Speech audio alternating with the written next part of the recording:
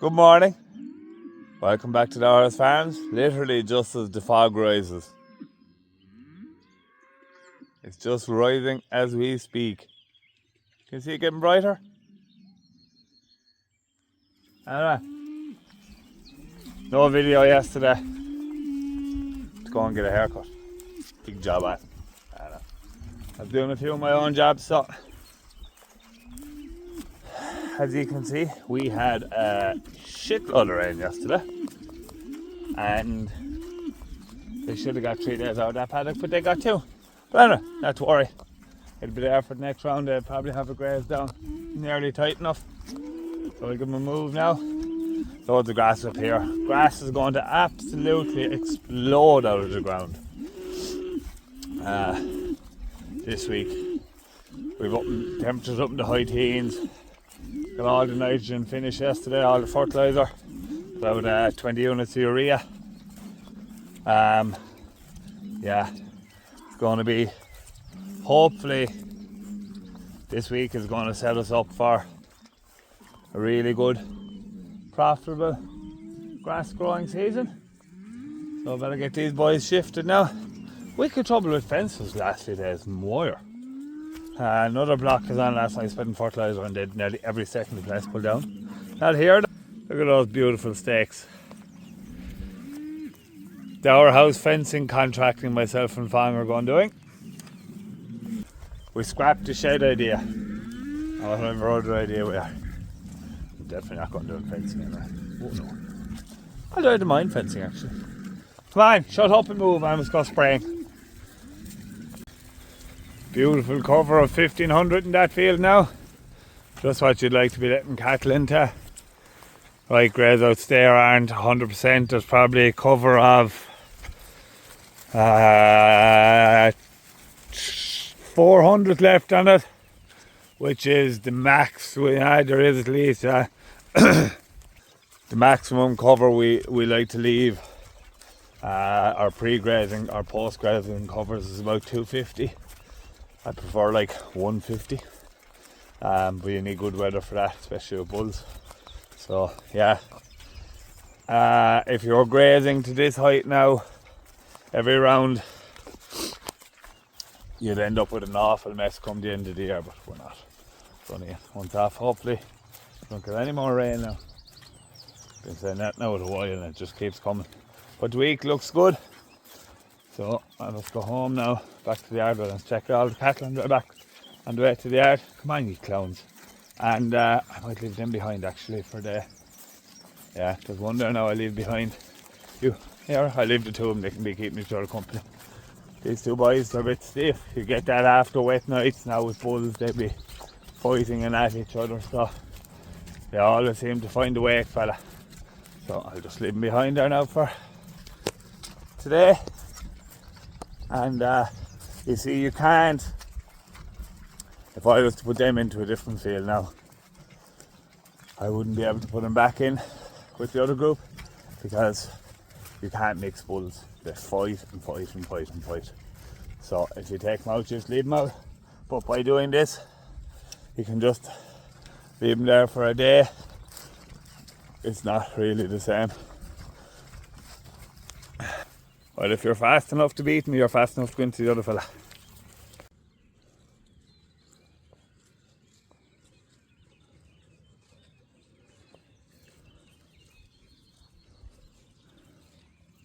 The lad I left behind. Your friend is only there, and trust me, it's for your own good. Do not jump that wire. Well, if you're good enough to jump the wire, you can go in on it. Nah. Look at this clown now over to go at him again. I hope he gets absolutely lifted off the wire. Bulls are so stupid. Oh, there's no shock off. Ah, it's the jab. There's a shock off it.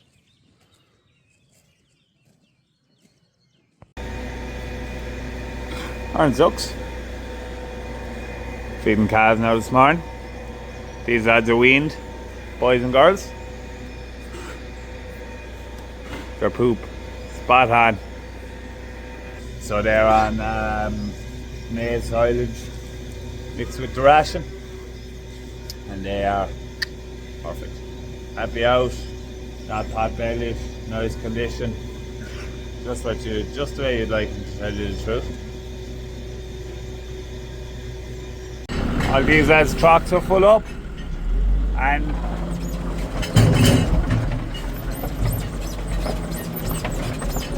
they're also on self-feed.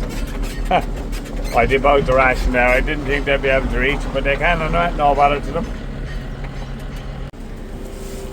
Top shed fed.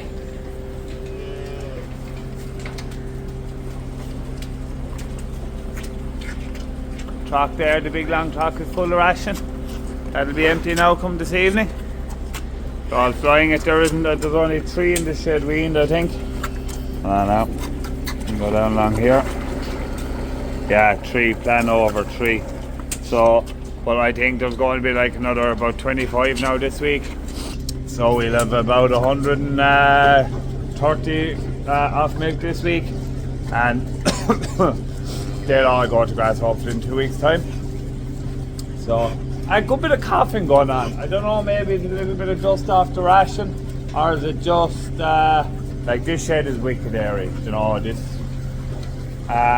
not blowing my own trumpet now, but if anyone is doing like we do, dairy beef, calves, and you want to put up a calf rearing shed, I would put it up identical to this.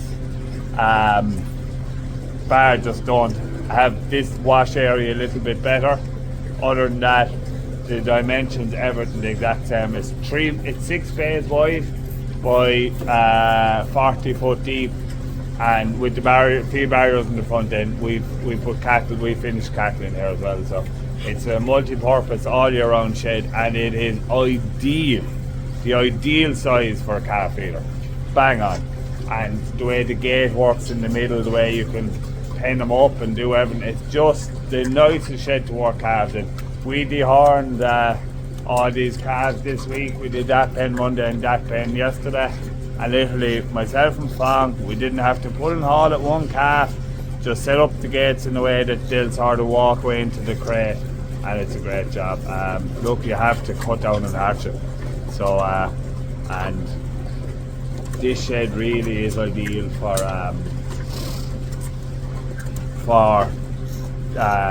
getting calves in at 3 weeks of age and taking them through to weaning. It's a beautiful morning now in East Cork. I'm just spreading sulphur can here on wheat for a neighbour, just the last bit of it. So he's agreed on. There's white tires in it, so he didn't want to come in trampling. I had to spread around the T7 anyway with the row crop, so it's fine. It's just 2 loads to be done here. I'm on the second one now. Go home then, back to the yard, wash the spreader, throw it off, go on the sprayer, and head on spraying with the barley then for another bench for the day. Back in the yard, spread the wash now, get that dropped off and try on the sprayer.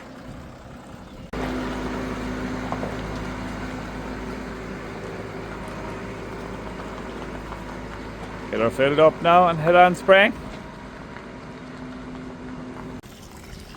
It wouldn't be like me now to let this water truck overflowing. I definitely don't do it any more than twice a day. Never. Fancy cattle.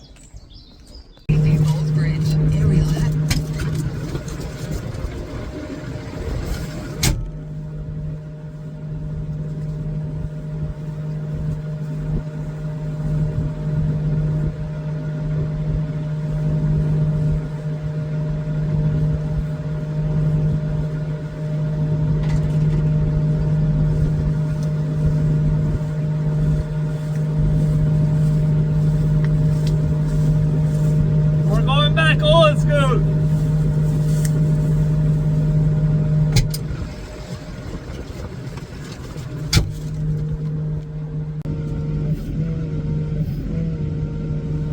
All them all new modern mod cons, they're completely overrated. We're going folding the sprayer by hand from now on.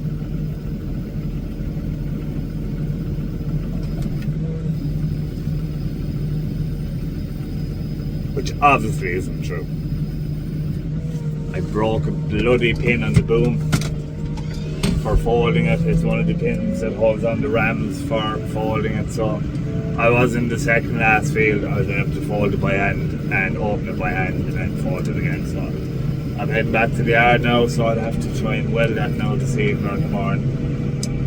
Yeah, I might leave it till morning. I'll look, I might have a go at it this evening and see. Try and get it sorted. But yeah, there's always something in there. But I haven't a bad old day's work done. I've nearly 100 acres sprayed. And fertiliser out 60 acres. So, not too bad. Only one break. Back to the yard now. So I'm back in the yard now. I'm going to leave fixing that now till the morning because it's 6:30 on Saturday evening now and I just feel like going home. So, Dad's doing the jobbings, bringing in the horses. Better check the cattle. These lads were dehorned yesterday. It's obviously not having any ill effect on them, so we give them a painkiller, a long-lasting painkiller and anti-inflammatory when we dehorn them.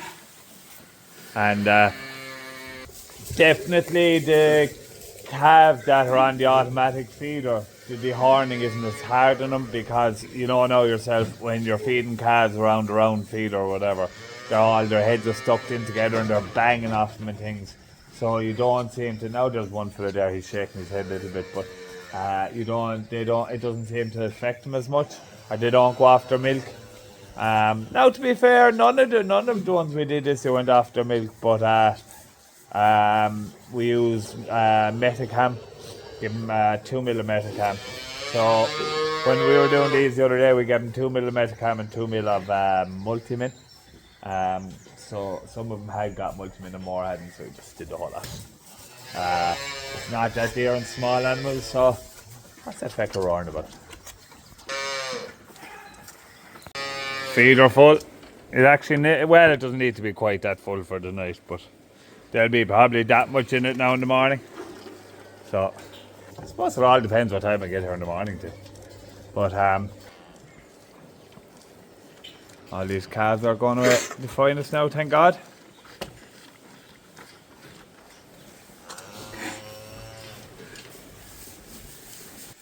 We're going through some powder though. Oh my God.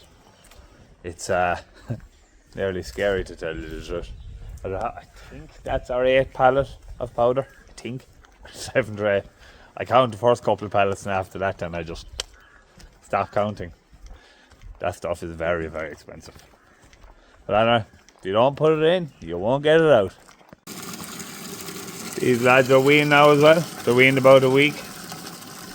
They're in great order.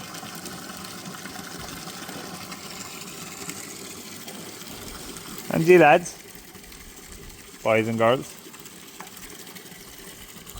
they're pushing the silage now to the big lads.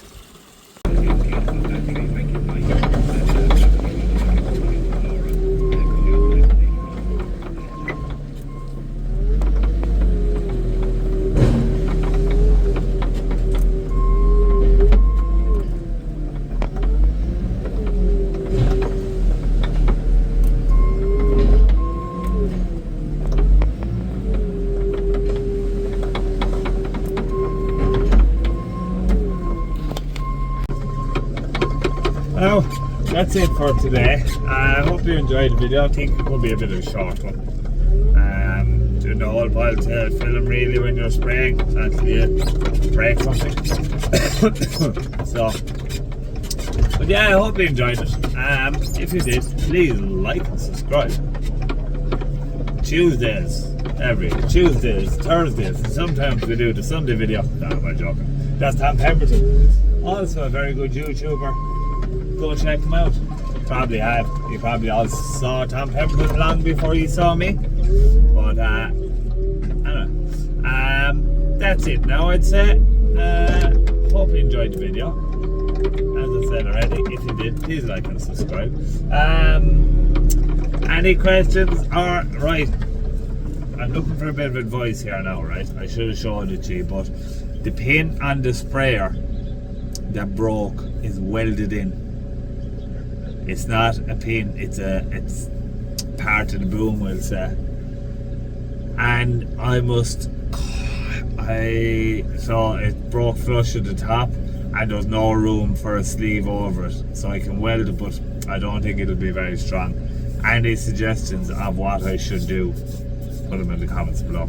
We greatly appreciate it. So thanks a million for watching. That'll be tomorrow's video now, fixing that blasted sprayer. But anyway, thanks a million for watching. See you again tomorrow. More Dehorning Farms.